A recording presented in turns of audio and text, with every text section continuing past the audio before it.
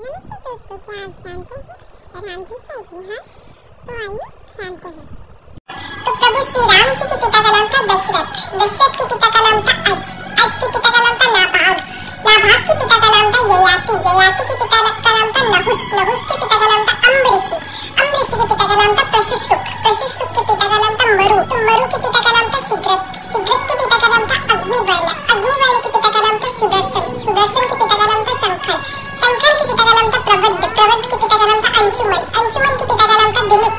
दिलीप के पिता का नाम था भागीरथ। ये वही भागीरथ है जो गंगा को पृथ्वी पर लेके आए थे, जिसको भागीरथी के नाम से भी जाना जाता है। राजा भागीरथ के पिता का नाम था कुकुस्त, कुकुस्त के पिता का नाम था रघु। ये रघु वही राजा है जिनके नाम पर ये रघुकुल पड़ा, क्योंकि ये बहुत ही पराक्रमी और तेजस्वी राजा थे। आज भी कहा जाता है कि रघुकुल रीत सदा चली आई, प्राण जाए पर वचन न जाए। तो राजा रघु के पिता का नाम था राजा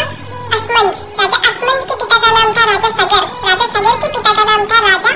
असित, राजा असित के पिता का नाम था राजा भरत, राजा भरत के पिता का नाम था ध्रुवसंधि, राजा ध्रुवसंधि के पिता का नाम था राजा सुसंधि, राजा सुसंधि के पिता का नाम था राजा मानधाता, मानधाता के पिता का नाम था युवालाष्टि, युवालाष्टि के पिता का नाम था दुंदुमार, दुंदुमार के पिता का नाम था त्रिशंकु, राजा त्रिशंकु के पिता का नाम था राजा पृथु, पृथु के पिता का नाम था अंडन्य, अंडन्य के पिता का नाम था राजा बाण, राजा बाण के पिता का नाम था विवस्वान, राजा विवस्वान के पिता का नाम था राजा मनु, राजा मनु के पिता का नाम था